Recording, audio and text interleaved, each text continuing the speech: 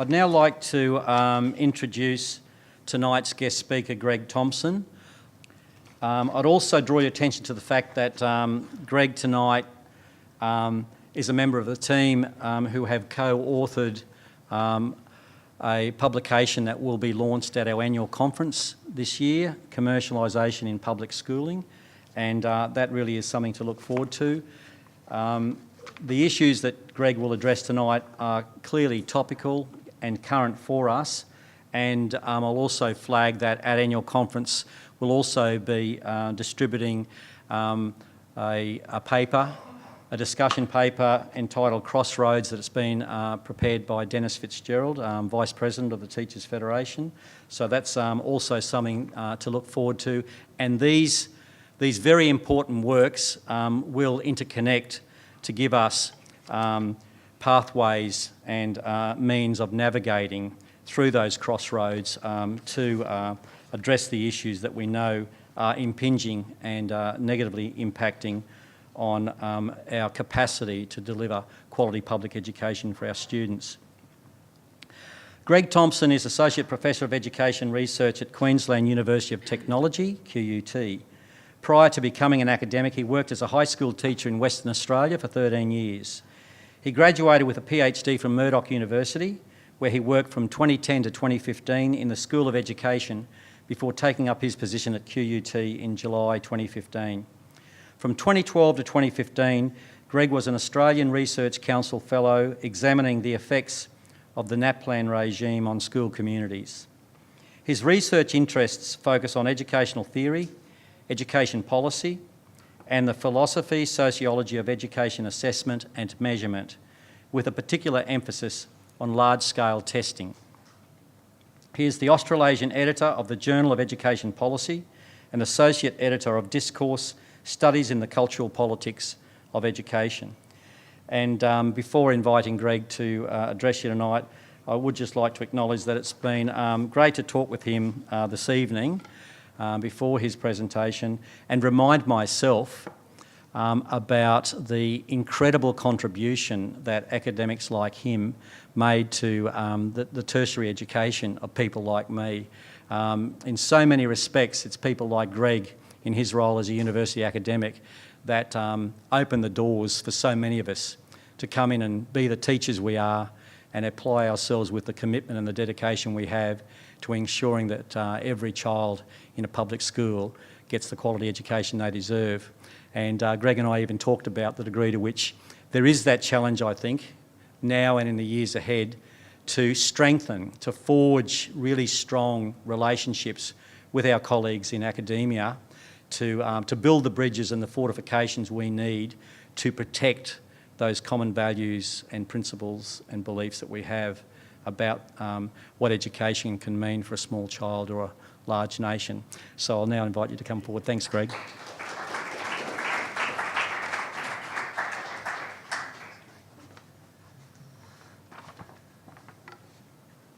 Thank you very much for the introduction, Gary. That was fantastic and probably a lot kinder than I deserve. I'd also like to pay my respects to the elders of the land on which we meet, past, present and future. And begin the presentation by thanking a few people. Firstly, Cameron for working on the invitation to come down here, and also the New South Wales Teachers Federation for giving not just myself but the co-authors of the book this opportunity to talk with you. But particularly yourselves for coming along. Friday night, 6 o'clock, and we're here to talk about Pisa, all right? Nobody's brought a pillow, right? Which I think is wonderful to see. So what we sort of, the brief that I was given is to sort of talk for about 40 minutes, about the book. And then give you time for questions and answers at the end. But if there's a really pressing question that you would like to ask, stop. I think this is being filmed, okay? So I get this, beautiful light on my face, which is quite distracting. And I'm not sure which is my best side, so I'd like to sort of start by saying that, the book is titled The Global Education Race, Taking the Measure of Pisa in International Assessment.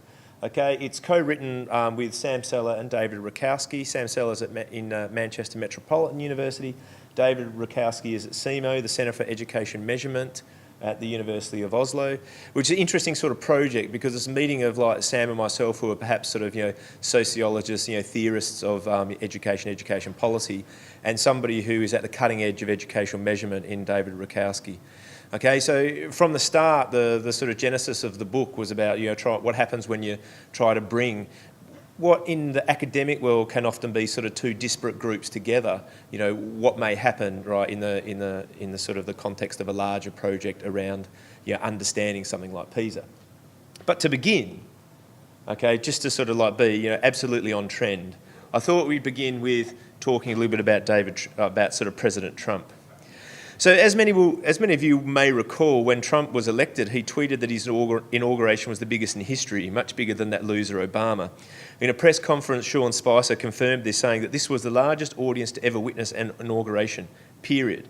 Despite being pressed on this by many reporters, Spicer stuck to his guns.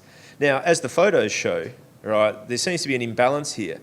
The photo on the left, okay, is President Obama's inauguration, the first inauguration. The photo on the right is President Trump's inauguration. So the point for us about this is that, numbers, okay, are increasingly being used as rhetorical devices in a number of contexts. Amongst them, of course, politics, politicians, systems, right, and they're being used in a sort of variety of ways. And at the basic level of understanding, as technical information around the production of those numbers becomes more and more complex, we often run into a problem, which is that it is becoming more and more difficult to question the numbers that are being produced, to understand them, to have conversations about them. And the danger, of course, is that the use of numbers becomes something that is done to us rather than something that sort of engage us as educational professionals. This is particularly true in education, I think, where numbers are playing a critical role in the politics of education, right? Where testing and a variety of metrics are being used to drive systemic change, reconfigure practice, and in some cases promote notions of crises that require radical solutions. In the world of education research, PISA is the classic example. Okay, so the world of education policy, I should say. Now, specific countries have their own versions of some of these metrics. One that springs to mind, of course, is NAPLAN in our context, right? And also within sort of particular systems, New South Wales, WA, Queensland, etc., also have their own sort of specific ways that they produce data and use that to inform practice, etc. So, nice photo of the book. Now, the first thing I want to say about the book is that, this began as a series of conversations, right, with the Alberta Teachers Association, which is the teachers' union, obviously, in one of the sort of large provinces of Canada.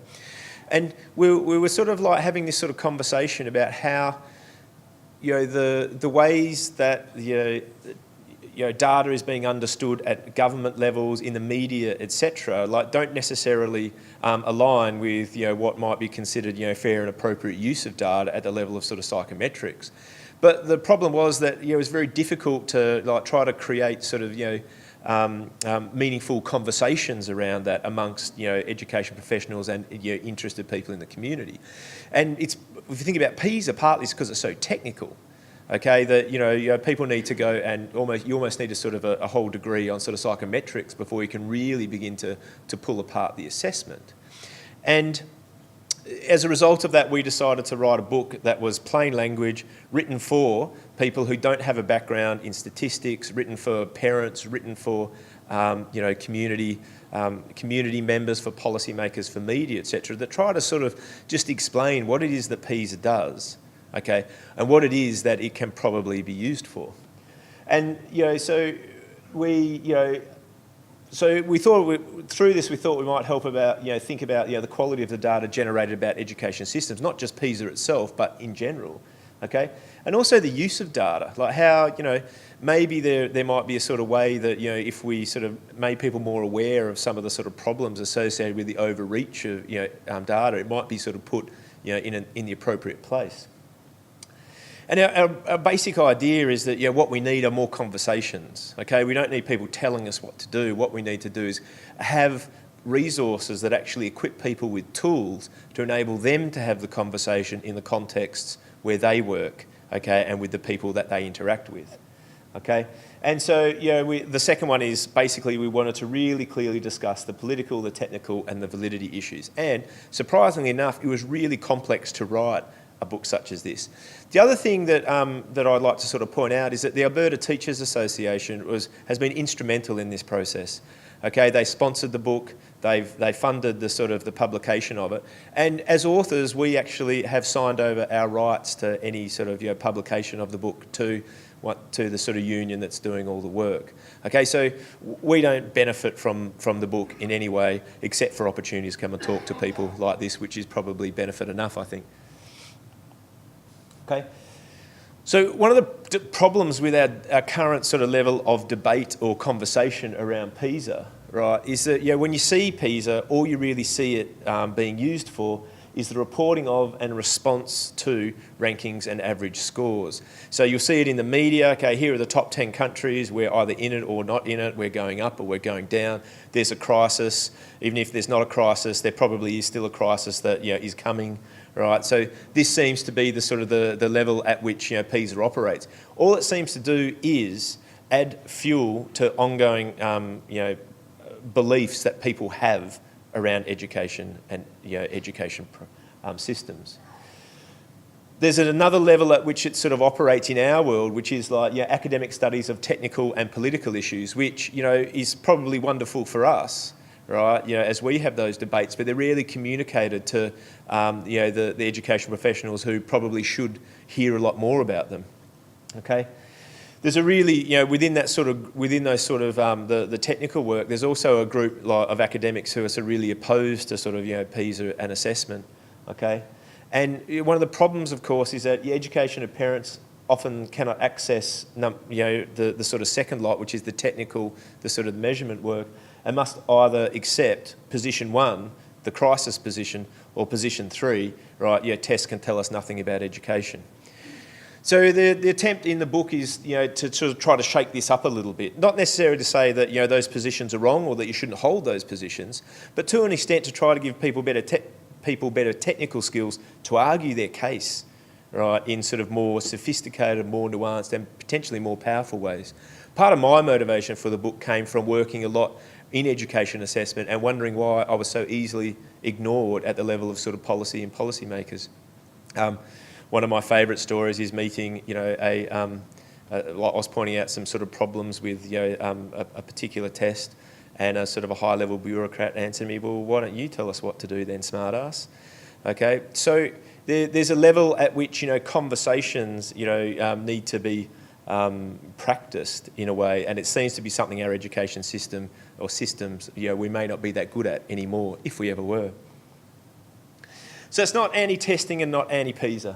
Okay, in particular, we're trying to basically just be really sort of objective is probably the wrong word. We're just trying to be descriptive in the book. Okay, our point is that you are the ones that need to have the conversations, not us. We can help you, right, and perhaps indicating some areas where you might like to pursue conversations, right? But we don't understand everybody's context, and the last thing we need, right, in the education world is somebody else coming in with all the solutions and the answers to all your questions.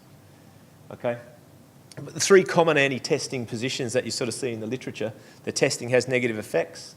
What is measured is not what is important. We cannot measure what is important. Now, to an extent, 1 and 2 may be true for PISA, right? There is a lot of evidence about the sort of the negative consequences of those sort of international assessments being played out around the world. Okay? Certainly you can make a case that PISA only measures a sort of really narrow assessment of what happens in narrow sort of range of what happens in schools. Okay, and that may not be the important stuff, which I think is once again, right, is an argument that is sustained. The third one, we cannot measure what is important. I mean, what's kind of interesting about when you talk to the psychometricians is their argument that, well, actually we can measure some things pretty well. Okay, and that maybe they would be useful things to sort of have a look at. Right. So while data have negative effects in education, well, the interesting sort of context for us is this idea that, are we missing opportunities to inject data more forcefully into the public sphere, encouraging democratic accountability by parents and citizens who become, over time, more confident and knowledgeable about how to use data to collectively define priorities and select educational strategies? So I suppose to put it in context, I guess, the problem that we sort of see is a technical one, but it's also a democratic one. And we call this technical democracy. You know, and in a world where data, assessment and evidence are becoming more and more central to the work that education systems do, we think this is a critical issue for education researchers, education professionals, okay, and the way that we engage, and perhaps not the ways that we have historically, you know, always done this. So at the moment, we sort of see this sort of like, you know, conversation that the testing is a bit of a black box. Okay, no one really, you know, engages very well with the sort of, you know, how it's arrived at, how it's created, what it can do, what it can say. Okay, what we sort of see is we see sort of like, you know, three really discrete positions. Okay, where we have, you know, experts, in other words, often sort of psychometricians who are experts in the production and the analysis of data. We have oppositional non-experts, okay, which may be, you know, academics and maybe parents and maybe teachers. Okay, we have accepting non-experts who, once again, may be academics, maybe teachers, maybe parents, who knows. And that one of the problems is that those three groups remain divided, they remain separate. Okay, and what we're kind of interested in is, like, you know, through a book like this, can you actually produce informed, interfering non-experts? Okay, so that to an extent put the onus back on the education professionals that are around how data is used, right, and what you're prepared to allow data to be used for.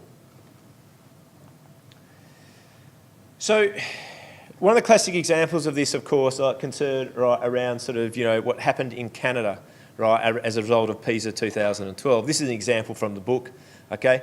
And one of the things that sort of like, you know, Canada had a decline in their sort of mathematics results, and of course the media has been, you know, full of worries about, you know, what's happening to our mathematics. You know, are we in crisis? Why can't we teach mathematics anymore? Why can't we learn mathematics anymore? Okay, and the sort of, you know, what I call a sort of form of curriculum determinism, which exists in education, which is there's got to be the curriculum that's the problem. Okay, there's decline in Alberta based on maths. The only thing can be the curriculum. Therefore, let's change the curriculum, and it must improve education results. Makes sense. I'm sure we've seen similar debates, perhaps in some of our contexts in Australia. The point about showing this to you is that this is actually a global phenomenon in a lot of ways. Now, when you actually go through the 2012 results, okay, what you see is that, you know, what's interesting, pretty much the whole of Canada declined, okay? So the average in Canada in mathematics from 2003 to 2012 declined by, you know, 532 to 518. There are 12 provinces that actually sit PISA in Canada. Okay, because they don't have a federal system, so the provinces actually buy, not the country itself. Of those 12 provinces who sat it, 10 had their mathematics declined. Mathematics scores declined at a statistically significant level. Now, what's interesting about that is only one of those used the Albertan curriculum. Okay, so the extent to which you can make a claim that curriculum, a causal claim about curriculum and results, okay, seems problematic in this context. The other thing we would also suggest is it's a misunderstanding about what PISA does, because the first thing is PISA does not assess what is taught in schools. PISA assesses what the OECD thinks should be a set of skills that 15-year-olds should have to engage in the workforce in the future. That's not the same as assessing curriculum. The second thing is that Canada doesn't have a national curriculum, okay, that there may be regional alignments. And the third thing is that, you know, in 2015, when the debate sort of continued, right, we're talking about the difference between a major and a minor domain, which is something I'll come back to in a second. So one of the things that we think about all this is, why aren't there forums where teachers, parents, policymakers, etc., sit down and try to untangle some of these problems? And the classic case, of course, is that if you think about Australia, which has a decline in all areas in PISA since 2000 every single year, okay, the big problem is, in Australia, nobody actually knows why we did well in 2000. Okay, so we're trying to go back to a past that we don't understand, right? Which is sort of, I think, really a big problem for many of the debates that we have. So here's the technical work now, and with the technical work, like, this is really David Rakowski's, you know, sort of area. So ask me questions, okay, I'll do my best, right? But, you know, if there is a really sort of like, you know, detailed question, I'm happy to sort of like, you know, broker a sort of email exchange with David. So the first thing is that, you can go online and have a look at some sort of, some basic PISA questions, and here's one. Okay, so meteoroids and craters, question 1 to 3. Refer to meteoroids and craters on the right. Click on a choice to answer the question. Meteoroids and craters. Rocks in space that enter the Earth's atmosphere are called meteoroids. Meteoroids heat up and glow as they fall through the Earth's atmosphere. Most meteoroids burn up before they hit Earth's surface. When a meteoroid hits Earth, it can make a hole called a crater. Information. Question. As a meteoroid approaches Earth and its atmosphere, it speeds up. Why does this happen? 4 answers. The meteoroid is pulled in by the rotation of the Earth. The meteoroid is pushed by the light of the sun. The meteoroid is attracted to the mass of the Earth. The meteoroid is repelled by the vacuum of space.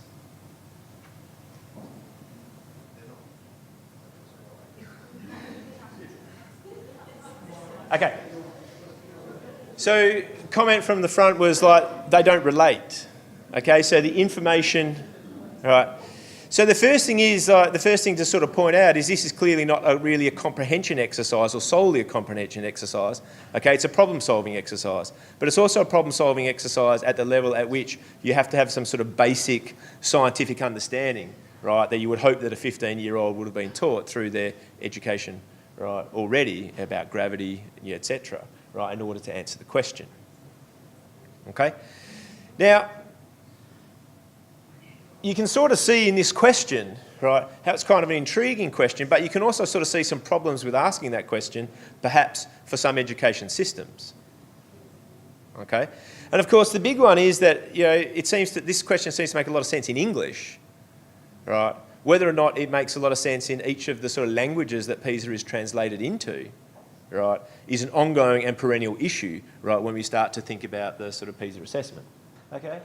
So PISA and ILSA stands for International Large-Scale Assessments, are really complicated because, well, the first thing is education's complex, okay, right? We all recognise that.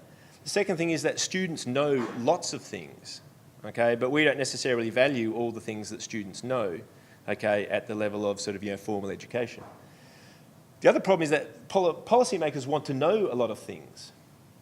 Okay, and all those that care about facts do want to know a lot of things. One argument is that sort of a lot of people want to be, have their sort of like their perceptions confirmed, right? So we know this is the problem. Can you go out there and prove it, right? Which is kind of the wrong way to look at any form of assessment like this. So what's interesting is that if we look at PISA, right, it assesses over 70 heterogeneous populations. Okay, so different populations, right, are all to an extent sitting the same assessment. Right? There's about 10 hours of testing material. Right?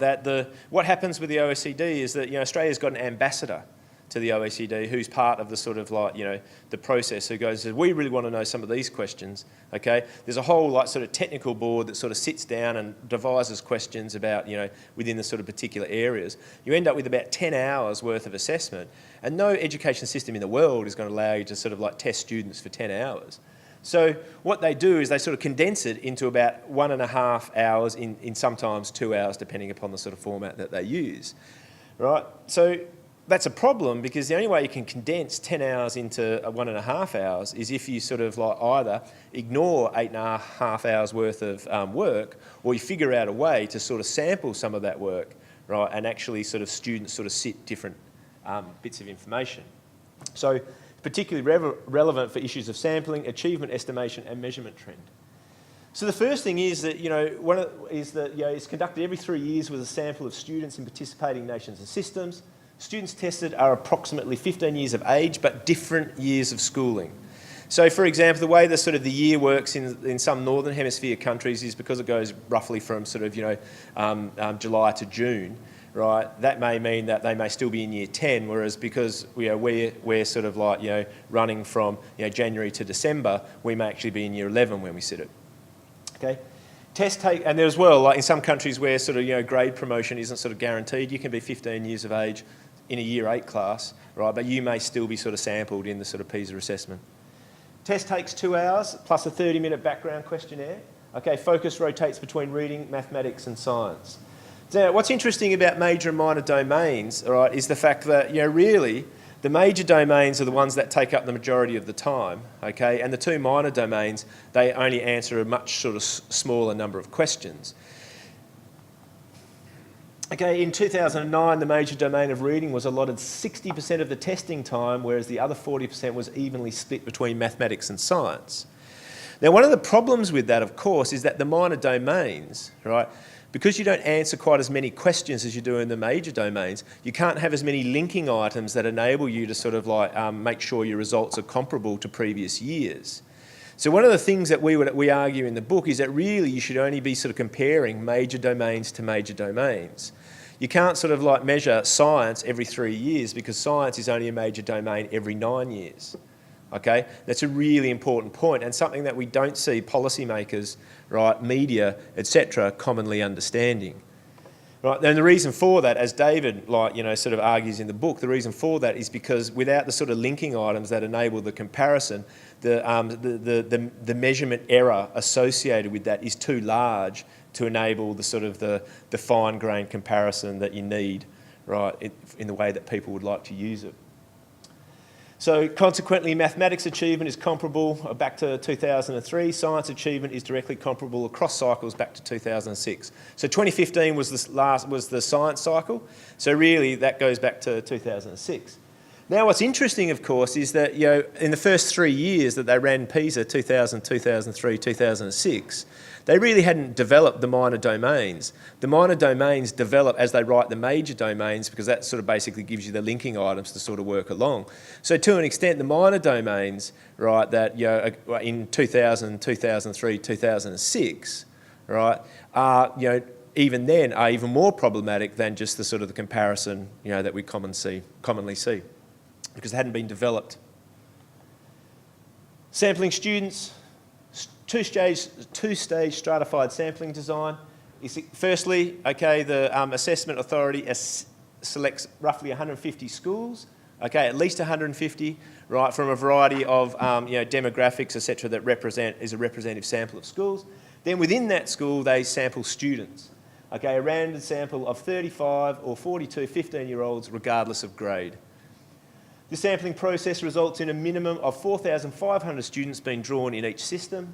Okay, the goal of this process is that PISA samples are intended to be representative of the target population, and this is an important thing to remember, 15-year-olds in school, but not necessarily 15-year-olds in general.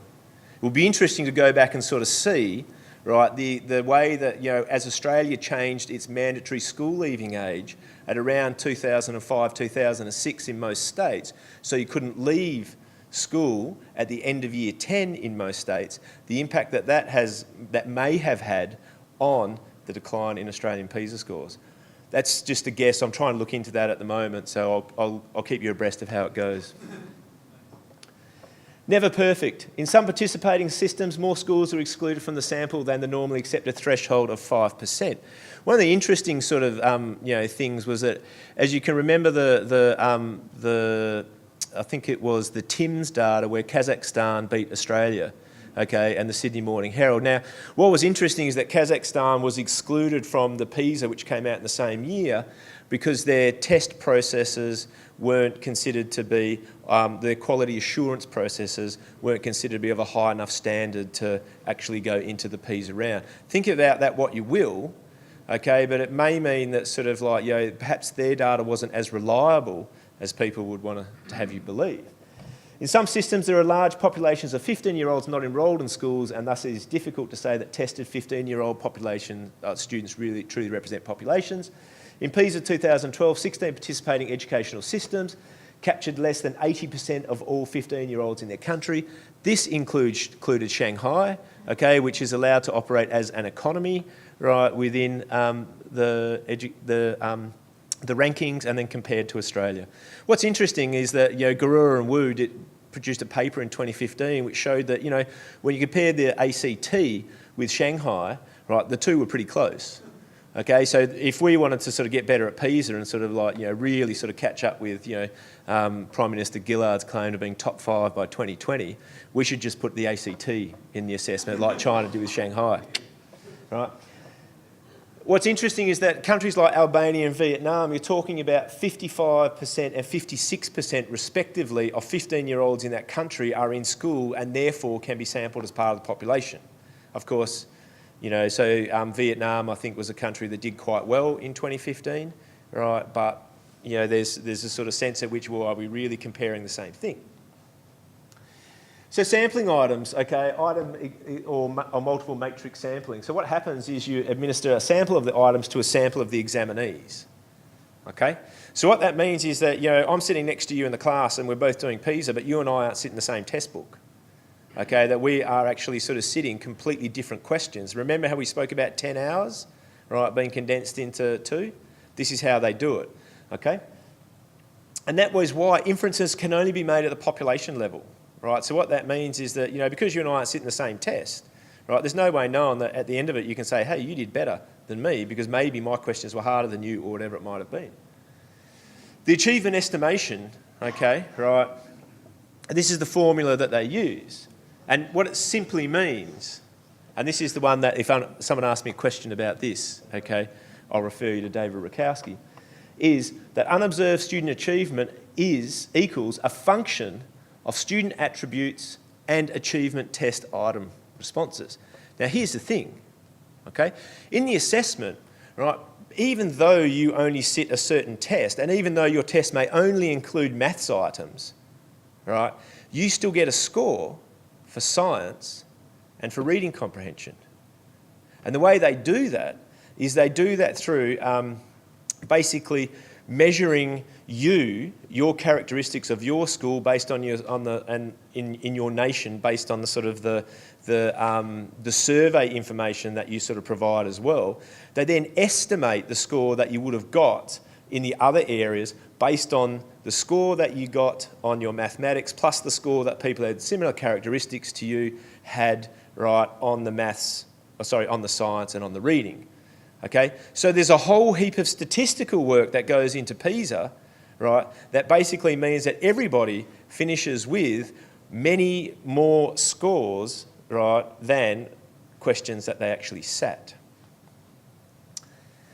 So in each school, the entire test is only administered a few times. And what this means is that, yeah, we cannot make inferences at the student or school level.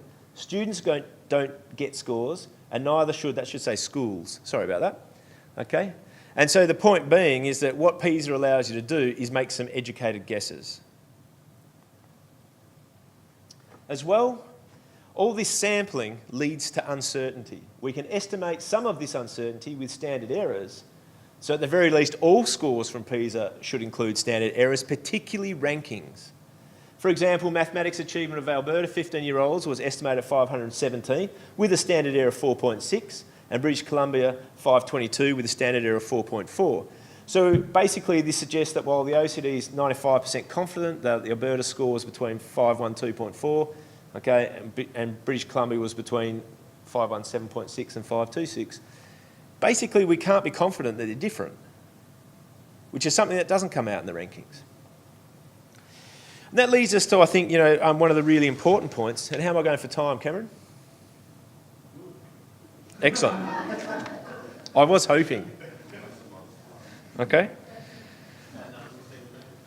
Another 15? Good. All right, I'm flying. Okay, so one of the key questions for all assessments, large-scale assessments, is what do you do with the data then? We're pretty good at producing it, right? We seem to be pretty bad at using it.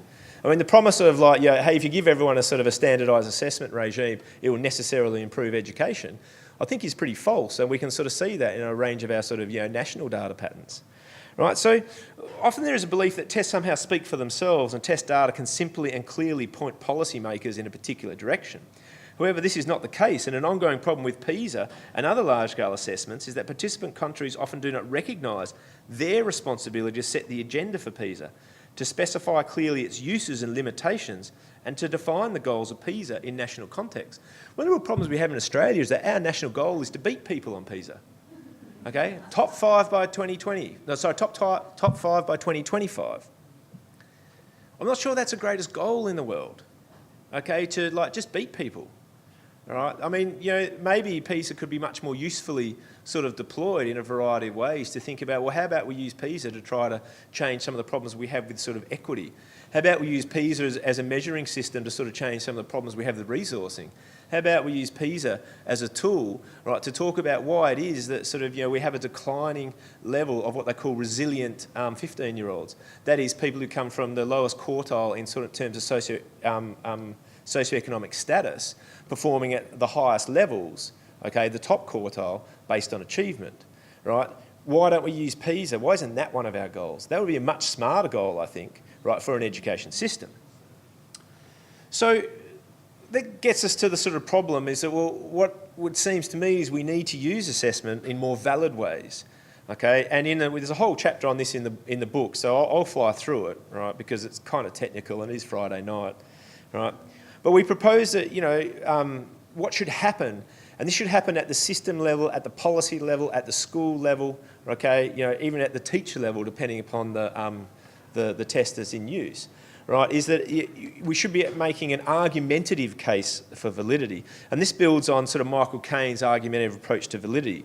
So Caine suggests that for validity be workable in an educational context, it should be broken into two distinct parts: an interpretive use argument, or IUA, and the validity of evaluation.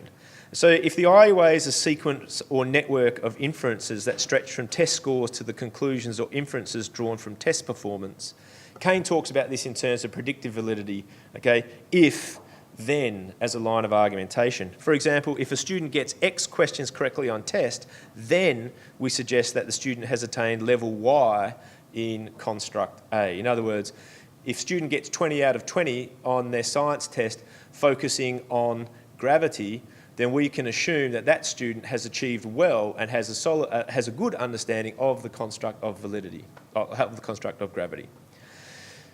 The other thing is that, any time you make an inference from a test, in other words, any time you use data to make a meaning, you need to evaluate that, okay? And you need to sort of be quite critical about it, okay? And so what they talk about in the literature is about the importance of falsification. So rather than just saying, we can use this data to generate all sorts of things, the point being is you have to defend your use of it. One of the big problems that I see is that we're sort of using PISA data to talk about the quality of teaching. And I'm not necessarily sure that the case has been appropriately made, right, for the quality of teaching, right, being measured on the test that's put out there. It may be, right, but nobody's trying to sort of none of the psychometricians, none of the policymakers, etc., using it, are doing the falsification work by saying, could this be wrong? How could I know that it's wrong? And think about this, okay, at the level of rankings. Okay, if rankings are to be useful representations of the quality of education systems, then they should be accurate, insightful, and subject to falsification. So here, as you see, is the rankings from 2015 PISA as appeared in a major international newspaper. What's the first thing that leaps out at you about that? This is the test. I'm seeing how good you are at construct A.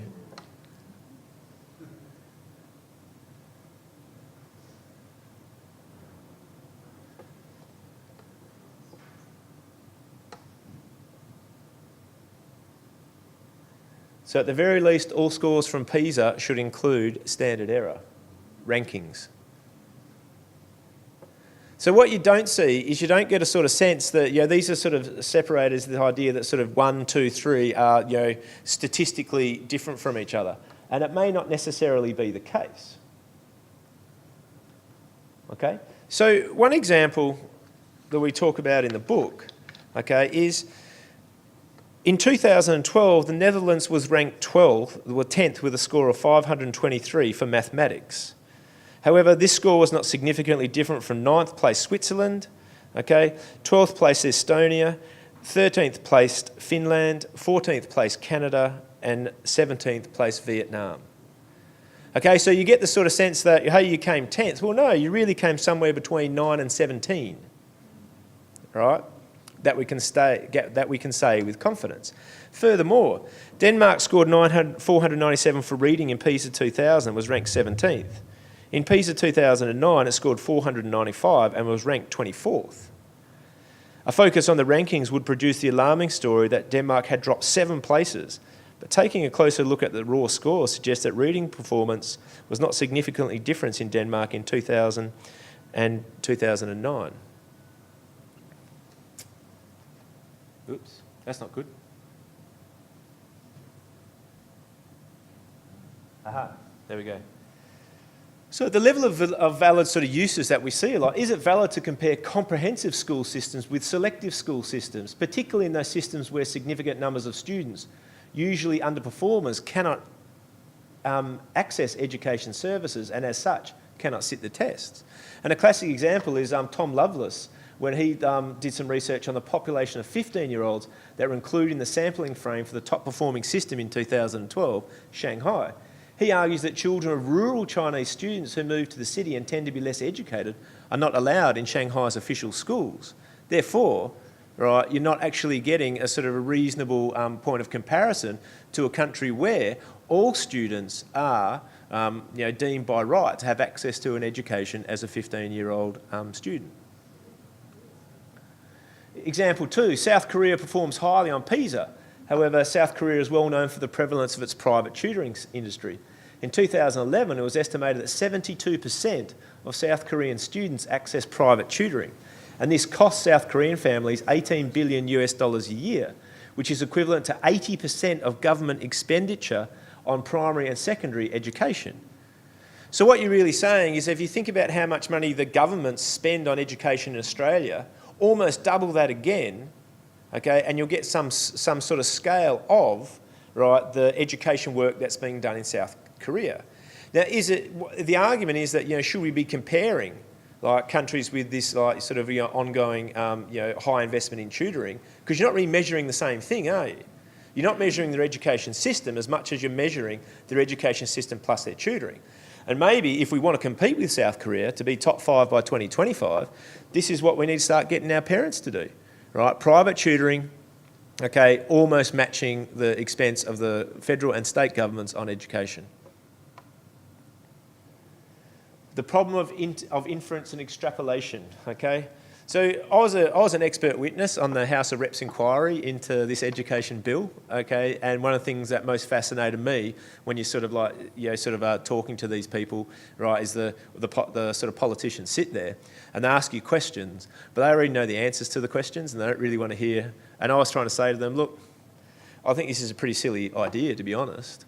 Okay, I think that what you're really doing is you're saying we've got a problem with education test, PISA. So we're going to fix it, right, by making it a focus. Okay, in which case the goal of the education becomes the problem that you've actually identified in the first place. It's almost a sort of circular argument that you can't get out of. Right, and when you do that, of course, you miss opportunities to engage more meaningfully with, what are clearly education, challenges that Australia has. So, some key questions that we sort of encourage people to sort of think about in the book and maybe start having conversations with your staff members, etc., is, when you sort of see the use of any form of data, what additional evidence has been gathered to support the argument that is being made here, right? Is it just, we got some data points, they clearly can be used in any way we want them to? Secondly, what attempts have been made to evaluate whether or not this interpretation is reasonable? Thirdly, what are plausible challenges to this inference that have been ruled out? If no plausible challenges have been identified and ruled out, how can you be confident that the argument is justifiable? The point being is that evaluation is actually not your responsibility. Evaluation is the responsibility of the government and the responsibility of the system leaders, right? And you have every right to ask them those questions. This is just basic psychometrics. What is my state or jurisdiction doing to improve both the understanding and use of PISA in my context? Who is setting the agenda regarding what PISA can and should be used for? Who is conducting ongoing evaluations to ensure that the limitations of the test are recognised so that the best possible use can be made of the results?